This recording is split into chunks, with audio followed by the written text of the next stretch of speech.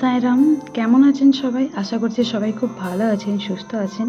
আর তানিয়ার রূপকথা চ্যানেলে আর একটা নতুন ভিডিওতে আপনাদের সবাইকে স্বাগত জানাই।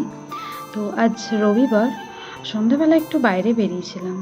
তখনই দেখলাম যে কালকে যেহেতু কৌশিকী অমাবস্যা, তার প্রস্তুতি শুরু হয়ে গেছে, বাঁশ পড়ে গেছে, এবার প্যান্ডেলও শুরু হবে আর কি। আর আমরা এদিকে বেরিয়ে পড়েছি পাটুলির উদ্দেশ্যে। পাটুলি জায়গাটা অনেকেই হয়তো চেনেন, আবার অনেকে হয়তো চেনেন না।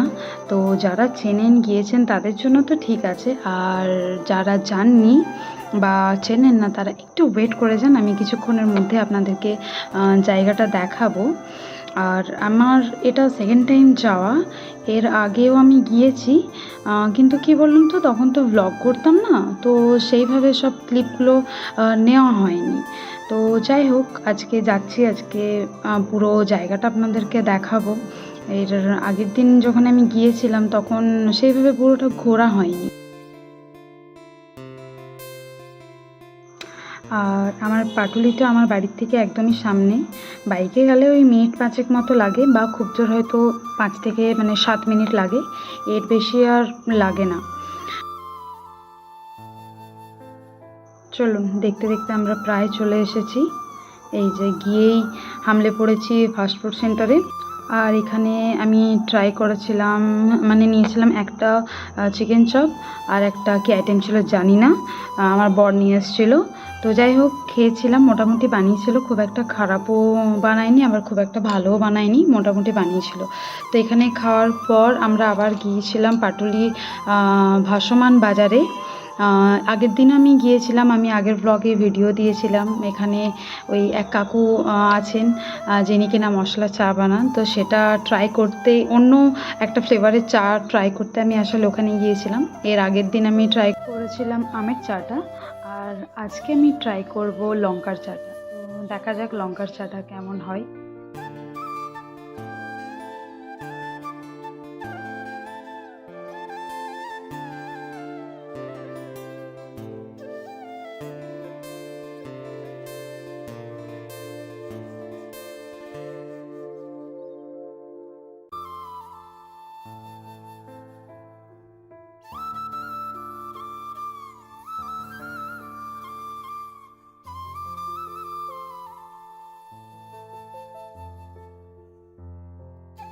সত্যি কথা বলতে আগের দিনের চাটা খুবই ভালো লেগেছিল, যেটা আমের চাটা খেয়েছিলাম।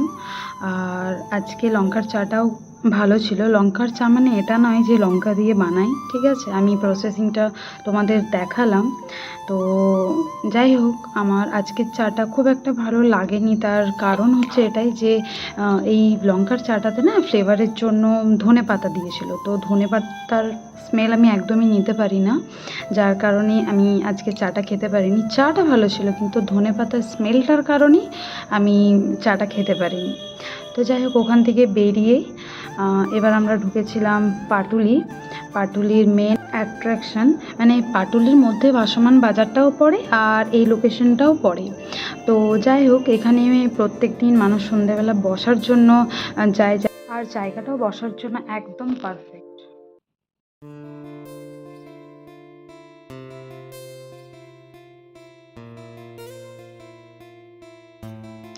আর এই থিমগুলোর জন্যই জায়গাটার সৌন্দর্য আরও বেড়ে উঠেছে।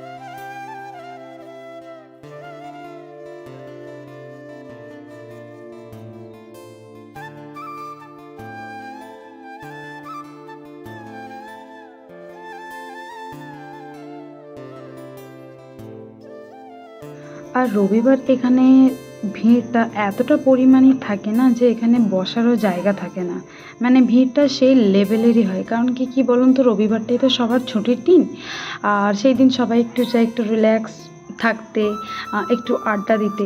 তো যার কারণে এই পাটুলির এই জায়গাটা হচ্ছে একদম মানে বসার জন্য, আড্ডা দেওয়ার জন্য।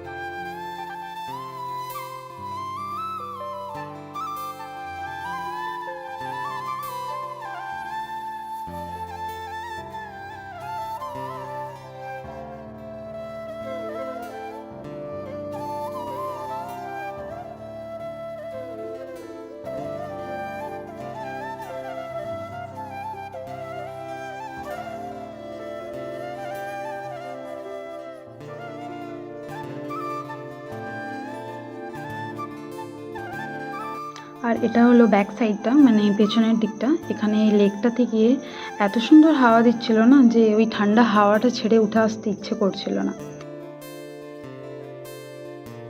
তারপর পাটুলি থেকে বের হয়ে আবার গিয়েছিলাম আরেকটা জায়গায়। ওখানে একটু ফুচকা টুচকা খেয়ে, বাইরে বেরোবো আর ফুচকা না খেয়ে বাড়ি আসবো, সেটা কি কখনো সম্ভব? কখনোই সম্ভব নয়। তো যার কারণে আবার চলে গেলাম ফুচকা খেতে। ফুচকা টুচকা খেয়ে আবার বাড়ির উদ্দেশ্যে রওনা দিয়ে দিলাম। অনেকটাই রাত হয়ে গিয়েছিল। তো যাই হোক, ফুচকা খেয়ে আবার পাটুলির রাস্তা ধরে চললাম বাড়ি।